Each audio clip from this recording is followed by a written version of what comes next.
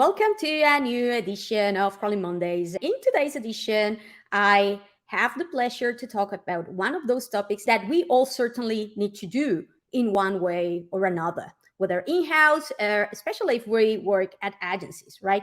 Managing, dealing, handling SEO clients. How do we communicate with them? How do we coordinate with them effectively in order to manage SEO success for our processes? And to talk about this, I have invited today a couple of SEOs who have a lot of experience managing SEO clients. On one hand, I have Tessa Voecks. Tessa is the Senior SEO Director of Operation and Local SEO Guide. On the other hand, I have Sophie Brannon, who's the Client Services Director at Absolute Digital Media.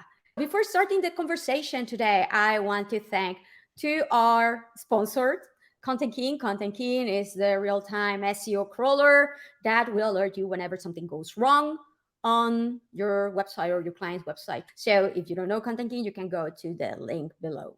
And now we are actually ready to start our today's conversation.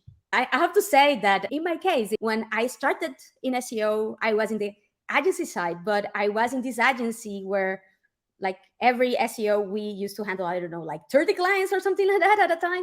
So it was quite of a bit of a challenge, right? Not only to do our work, but also to deal with that. So I wanted to ask you, what are those preventable mistakes, those issues you think that most SEO consultants or agencies tend to make again and again, especially when starting to handle clients? For example, one thing that happens not only when you are at the agency side, but also in-house is by default saying yes to whatever the client requests or asks you to do, rather than positioning yourself as an expert, the specialist who knows better and is able to advise the client when it makes sense or not to go ahead with their request. I imagine that you have many other thoughts that you would like to share with Crawling Mondays audience today. I completely agree. Saying yes, yes, yes to absolutely everything, even if it's out of scope. I've seen this a lot with account managers and kind of spoken to a number of different agencies, and it's an easy trap to fall into because a lot of people are too scared to say no to their clients. They're like, okay, they want this to be done, they're paying us, like we need to just do whatever it is. But as you said, we're the experts in that. We need to be leading that direction. And I think a lot of that is around not setting realistic expectations as well about exactly what the budget is, what kind of scope that brings, and the reasons why we're doing a lot of things. And that can be from the initial sales process, so how that's been brought on into the agency, and that can even be from the initial conversation that you have when you're kind of discussing the strategy, discussing the website and things. Alongside that as well, I think maybe not knowing what they want to achieve with the campaign and just kind of going ahead. And that's really feeds back into the saying yes, yes, yes, because they're not sure what that end goal is.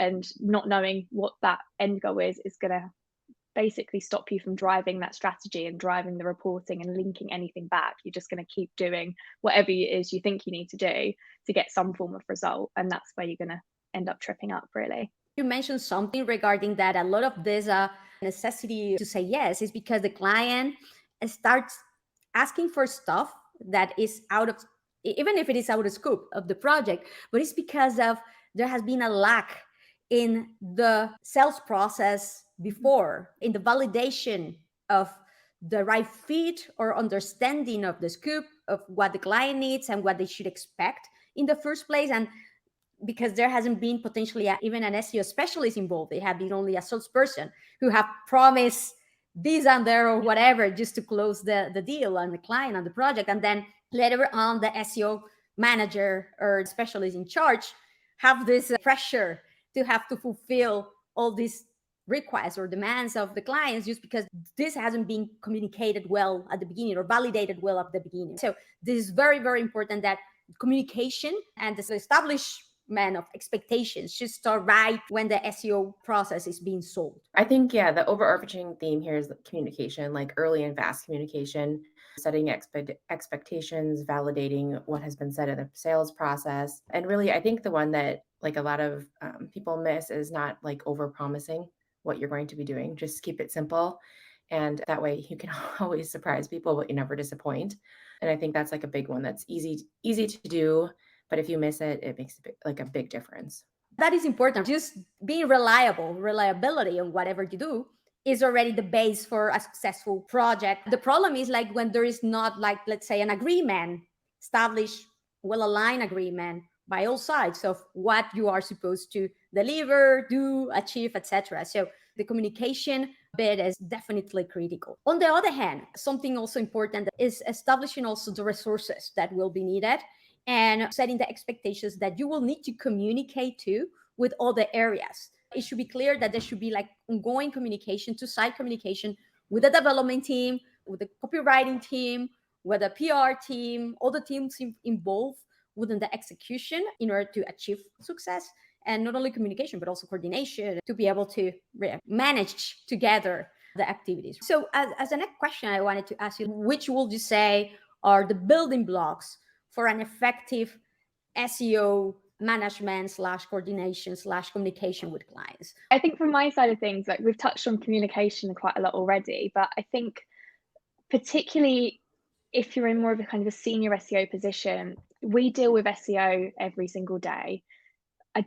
It's not always clear for a lot of businesses, particularly if they're small business owners in particular, what that divide between what SEO is and what development is, and kind of how that is all differentiated, like where those lines are. So really making that clear and really understanding what that scope is all a part of that communication. Because if you're not speaking to them, you're not understanding that level of knowledge and how much grasp they have of what you're doing, like everything's going to fall down straight away. Because if they don't understand, they're going to disengage very quickly, and it's much harder to win over a disengaged client than what it is one who really understands what you're doing. So for example, if you're sending over like a monthly report but you're not explaining that and it has absolutely no context and it is just a load of data that means nothing to them, to the stakeholder, to the client, then you're going to end up in a bit of a hole, because you could be doing the most amazing work, but if that's not clear and they're not actually seeing what they're getting out of it, or that's not linking back into those main KPIs that they've set, or maybe they haven't communicated with you, but you could be reporting on keyword positions, brand visibility, you could be reporting on traffic to the site, but they might only be interested in ROI and what that's actually making for them.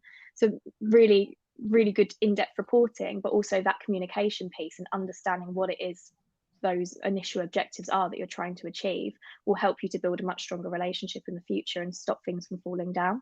I totally agree. Just the ability to tell a story with what you're doing and to follow up with the client's goals. And hopefully maybe you're doing extra on top of that. But the ability, yes, to report and communicate those things in a way that they can understand them in a way that matters to them and the people in their business that it matters to is huge. And also just the ability to kind of like wrangle clients. We were talking about how they get a little bit off topic and how there's a lot of like out of scope activity that kind of gets brought up a lot and tries to get like pushed on consultants and agencies, and just the ability to be able to wrangle that in and manage it, the ability to say no and how to like say no both like politely and also to like drive it back to like the original strategy and alignment is huge. And I feel like the most successful clients have the ability to do that and do it well. Yeah, and just to add to that as well, kind of honesty and transparency, because not everything in SEO is going to work first time. And I think a lot of SEOs and agencies really shy away from this, and they're, again, almost too scared to turn around to the client and be like, okay, we tried this, but it didn't work. Like they just tend to show everything that's in green. So businesses are not stupid. Like they know that not everything we try is going to work first time. Like everyone has a bad day. Like if everything's perfect, then they probably think you're actually skewing the numbers, or you're skewing something. It's actually going to probably cause a bit of distrust there instead. So it's important to showcase like what hasn't worked and what we've actually learned from that, and then how we've adapted that with the strategy. And again, it all just ties back into that reporting and that communication. I love this because you mentioned, I think, that two things that are fundamental. Storytelling on one hand. I truly believe that the capacity to engage, to connect with what each audience and stakeholders understand and is looking to achieve with the SEO process is critical. And for that, the KPIs and the goals that you are going to report on with director of marketing will be completely different than the CEO or the director of operations that is also supporting you in the implementation, or the director of content that is also giving you a share of their efforts to achieve certain type of SEO activity. So it is so critical in order to better engage, communicate the success, and also show the value of your work for their areas of what they care about, that we are able to craft not only in the SEO reporting even, but also when we recommend things. Whenever someone asks me like about tips about good SEO recommendations, rather than, okay, comprehensive audits, which is great, but how you communicate that in a way that is actually meaningful for the business and for the person who's receiving this recommendation. So they see the necessity to implement it. Then the second bit of it is when we communicate at an ongoing basis through reporting. I still see today a lot of pretty much generating automatic reports with SEO tools, right? Which, I mean, it's great that we can leverage all of these SEO tools in order to graph and to monitor at an ongoing basis the evolution of our work. But one thing is what we monitor through a dashboard, and a completely different thing is what we report on based on what actually matters to each stakeholder that we're communicating to. The frequency, the metrics, the type of goals that each one of them want to achieve or what they care about should be completely different, right? And for that, a little bit of personalization is needed, and storytelling is needed regarding honesty too. I think that that is fundamental. And again, I think it ties back about good initial communication of what to expect and setting expectations, because if a lot of us still today are afraid to say that something hasn't been successful, is because we haven't necessarily established realistic expectation of what is SEO and how does it work, right? Like how we can sometimes establish hypotheses, sometimes it works, sometimes it doesn't. It's normal and it's natural because it's not us who have a direct control of what happens in the SERPs, but a lot of other factors. So sometimes it works, sometimes it won't. And what is important is that what you mentioned, Sophie, indeed, what are the learnings and what we are going to do next based on the results, right? Like it's important to have like an alternative, to have some conclusions based on what has worked and what hasn't. I also believe that many of us obsess a lot on establish certain pace of our communication or coordination. So for example, weekly calls, bi-weekly reporting. Sometimes I have seen like companies doing like bi-weekly reports, like really, like, I mean, you implement stuff once every month, you have monthly lunches. Do you really expect to see bi-weekly changes? Like it doesn't even make sense, right? So I have seen a mismatch based on your experience. Is too much or too little, right? Like what is that sweet spot that you have found with clients, or the criteria to establish it depending on the process? It really depends on the client. Some clients are a little bit needier than others, and some clients are kind of not forget about you, but they're like you're definitely in their background. So I think it like the typical SEO answer, but it depends. I think, at LSG, we try to keep like weekly communication with a client, whether they've asked for it or not. Just like even just a general, like the notion of like, hey, we haven't really forgot about you. This is what we're working on. This is what we're doing. This is what we've done kind of thing. Just a quick email to let them know that we're thinking of them and, we have them, they're top of our mind. But also, I think it also depends like what else you have the client integrated. Like, do you have them integrated into your PM system so they can really see step by step? Do you send out like an automated something? What is your normal like meeting cadence? It depends on all those other things too, because like you mentioned, you don't want to overdo it, but also you don't want to leave clients like following up with you like, hey, like ting, ting, ting, are you in there? What are you doing with our money? So it really just depends on the client and feeling them out.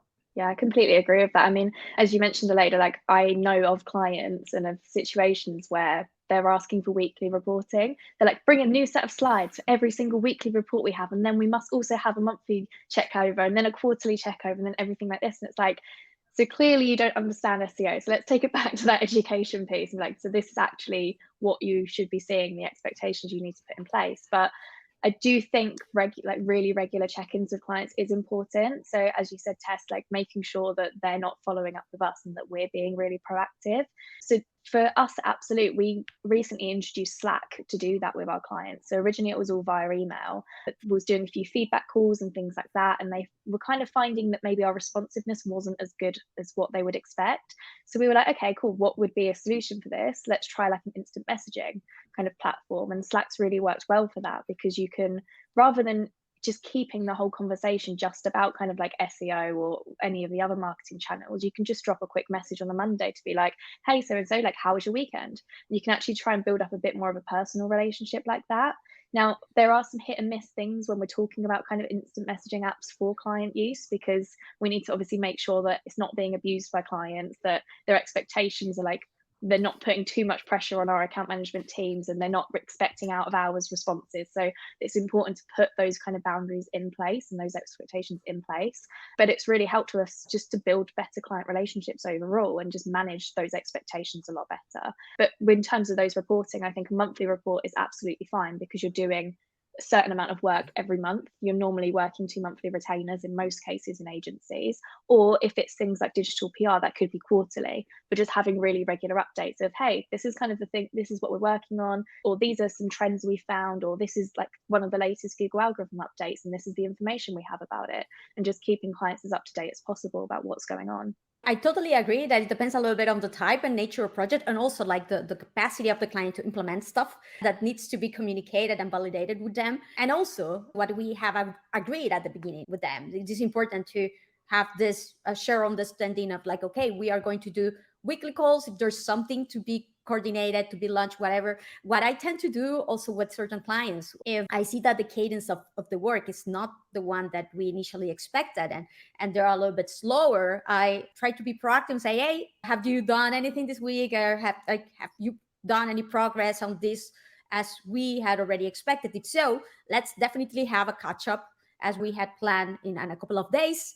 Otherwise, let's follow up next week when you have already done this. Can you please let me know? It's used to show that on one hand, we're on top of the things, but on the other, that there's flexibility going on. And sometimes it doesn't make sense to do that call that we had initially agreed, just to say like, oh, they haven't been able to do anything. You're not able to validate anything. Like there's no point for the call, right? So I think that a little bit of common sense there and flexibility and good communication is important on one hand. Then you also mentioned, I believe, something that is fundamental here regarding this, let's say, way that we use the tools. You mentioned Slack, and I have this love-hate relationship with Slack. And I love Slack because of the ability to communicate synchronously when it's actually needed, when something goes really bad, when something needs instant action or a quick clarification that is trivial and it's just for quick alignment, because it will take longer to go to the project management system and wait. But then on the other hand, I can definitely see how many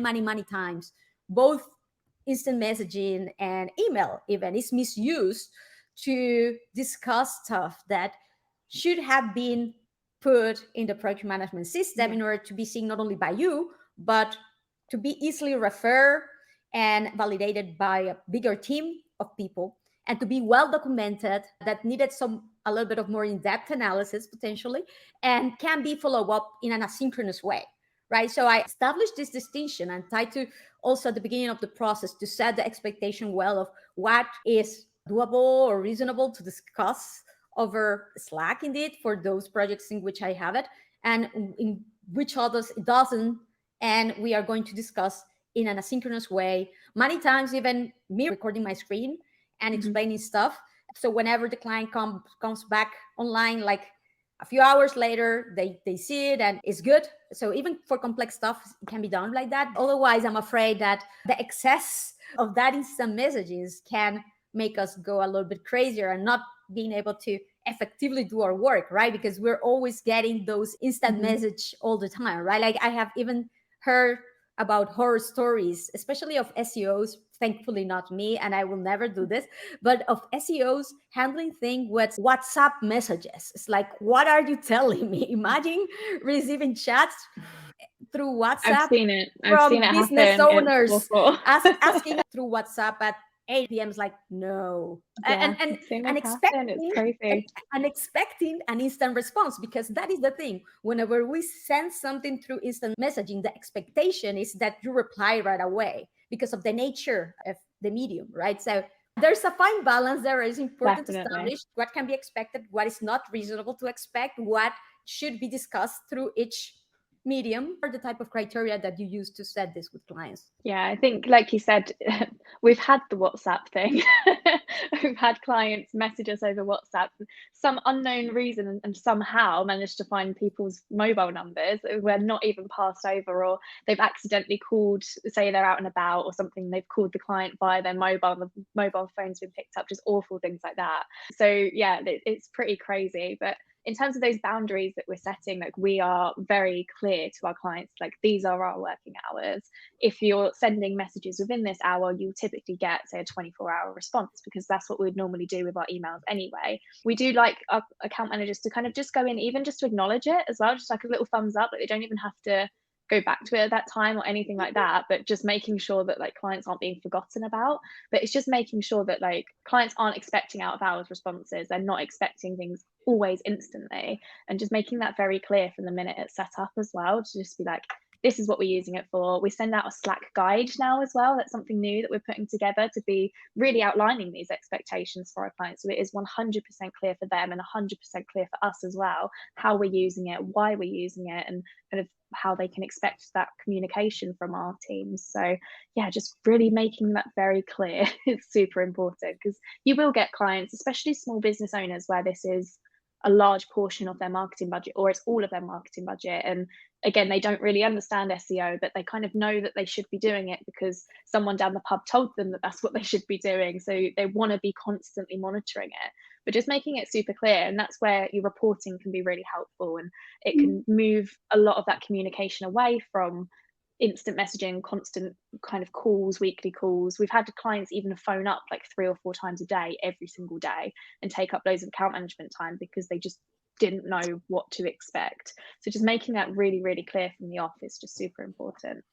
Communication is all about expectations, the expectations that you like set with the client, and then also the expectations you follow up with. Like if you tell the client, you can expect to hear response from us within 24 hours, then you should really do that. Like not like 3 minutes after they send an email, but maybe like wait, because if you set the expectation that like within 24 hours, but you're constantly like replying to them almost instantaneously or quickly, then they're going to expect that. And then the second it doesn't happen, like we, the agency side, are like, yeah, we said 24 hours, but they're like, the unwritten expectation is 1 hour because that's what you always do. So yeah, it's really what you follow up with and how you set expectations up front.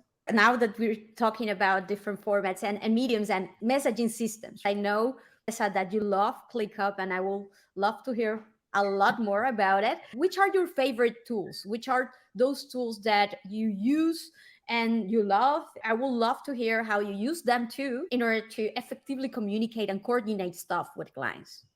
Sure, I can go first. Yes, I am a ClickUp enthusiast, if you will. I do love ClickUp. We use it internally for project management, but also we're going to start bringing our clients into like they'll have certain views or, capabilities within there, not to like change anything on our side, but just to be able to communicate to them so they can like see what we have going on, the questions that come up in our comments, they'll have the ability to comment back, things like that. I think it just takes a lot of the guessing game out for them and a little bit more of like communication without like having to overly communicate to them. So that's really nice. But internally, yes, we use it for everything for project management. We also keep client data in there. We have what we call like client information center, so we can keep all of the resources, project notes, meeting notes, sales notes, all the things in there. We also use Slack internally. We haven't invited our clients to it yet, but that's a really interesting thought, and I haven't really thought about it until now when Sophie mentioned it. But we also use Notion for documentation and other like client type things. We don't really allow our clients to come into it. It's more of an internal tool. But from a client management perspective, I guess that those are the things that we really use on the daily. I love a project management tool myself as well. So we use Voecks internally. We might maybe moving to something else, but Voecks what we've used for the last 14 years. And it's essentially Asana. If you know Asana, it's very similar to that. But what I really like to use with clients more so, because Voecks can get a little bit confusing because it's quite a lot, because it's lots of different subtasks and things like that. If you don't know how to use it, it takes quite a bit of time to learn.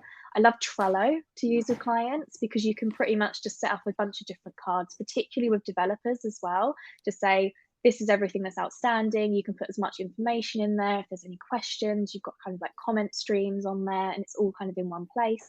You can just move that ticket into a different stream depending on the stage it's in. So if it's in progress, if it's in QA, if it's been completed, if it's waiting for sign off from anyone, it can all just go into like a different queue, and it's very easy for us to track. It's very easy for them to track, and we'll typically have like an absolute queue and then the client queue and manage it like that, which is really, really helpful. In terms of like other ways that we collaborate with our clients in terms of tools. So I use SEMrush quite a lot. You can add clients into their own individual projects, and that's really helpful for clients who have kind of like marketing managers who already know quite a bit about SEO or may have used it in the past before as well. And it's just very easy way to visualize a lot of the data that we may use to report on. So that's obviously really helpful. It's not just a bunch of numbers, it's like a nice visual chart, keyword gap analysis, things like that. It's all very, very visual. And then just using things like kind of Google Sheets, Google Documents and things like that, because it makes things a lot more collaborative. Rather than having 50 versions of a Word doc sent around, you can get the people that you actually want collaborating on that. And that's again internally and externally. So we'll put together, whether it's a report or a QBR document or really anything like that, we can put all of that together rather than having all of these different versions. Or if you need the client to collaborate on something, say it's a marketing manager putting together a document for the board of directors, then we can help them with that as well. We can fill in our data, they can fill in theirs, and we can help it to tell that story, and we can really collaborate with our clients in that sense. I do a mix of, on one hand, Basecamp, pretty much because it's the easiest. And in my case, it's like whatever the clients feel is more complex for them to deal with, or yet another system in which they need to register, manage, and deal with. So a lot of my clients will tend to say yes to Basecamp because it's so straightforward and easy to document pretty much communication and to easily refer to the communication. And then for file sharing, yes, Google Docs, Google Sheets, Google Slides, that we can link from there quite easily. But yes, the main challenge, and this is why many clients will end up asking for the Slack channel, right? Because they are already using Slack very likely internally for their own purposes. Then for bigger companies, what I tend to get requested a lot is we will give you access directly to our Jira or to our Microsoft Azure. But yes, I get access directly to the ticketing system that they tend to use with the development team to follow up, because of how easy it is for them to get their team involved and to eliminate that, let's say, extra challenge that the developer, the copywriter, whoever is involved will say is like, oh no, yet an extra system for me to deal with. To start wrapping up a little bit our conversation, I wanted to ask you about that one tip, client communication, coordination, management tip, something that you haven't shared yet today that you think that will be valuable for the audience to know. So I've touched on it quite a lot already, so it's not kind of new at different times, but properly reporting on the work that you're doing can really make or break the relationship. A lady, you said it right at the start, but it's not sexy. It's not a sexy part of SEO. It's admin heavy a lot of the time, and it's sometimes quite time consuming as well to personalize it and to do it properly. It's not fun. You're not deep diving into the technical depths of a website. You're not doing anything cool or quirky with machine learning or anything like that, or writing some amazing copy, but it is really vital. And it's something that a lot of SEOs forget. And is that really a report is the most tangible thing that a client will receive. And particularly if you're directly working on the back end of a website and you're not giving recommendations and you're not having to send content for approval and you're just pretty much taking complete ownership of the campaign, the report is all they're getting from you, really. So it should really clearly showcase what you're doing, why you're doing it, the impact it's had, and the outcome of that as well, and how all of that links back to those initial KPIs and the KPIs that are most important to the person that's receiving that report, not to you as an SEO. So like I said earlier, you could be doing an amazing job on the site, but if the report isn't showcasing this properly, then you could easily be at risk of having your SEO budget pulled completely because the person who's receiving it might not get it. So just making it super clear and personalized to the person that who's receiving that report. I think the overwhelming theme here is just communication in general.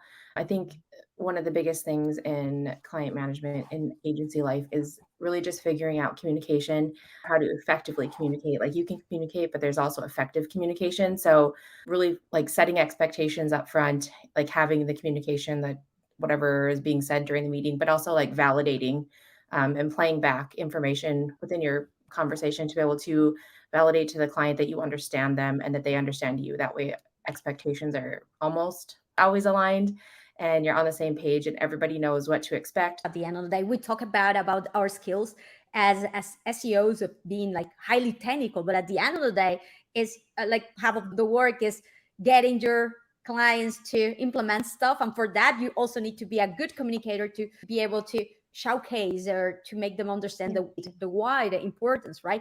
And two things, like one of them I think that has been highly implied, but I think is fundamental, is critical, to document everything. And that is the challenge whenever, like when we handle different project management systems, sometimes the instant text message or the email many times, or whenever we have calls that are not yet follow up with a summary or a recap or of the call, that is another risk, right? Like if you are not documenting something that is meaningful, important, that has been agreed, that has been planned, or whatever that you have communicated that is meaningful for the process in the decision making, it has an impact potentially in the goal, whatever, it is fundamental that you leave it documented in whatever project management system you're using to communicate with the client, right? Because after a few months or at the end of the month or whenever you're reporting and somebody asks, oh, like what, but why you are reporting on this, or why this has changed or whatever, like, oh, because we had already agreed it on this date, this time, this call, and you can see it here documented.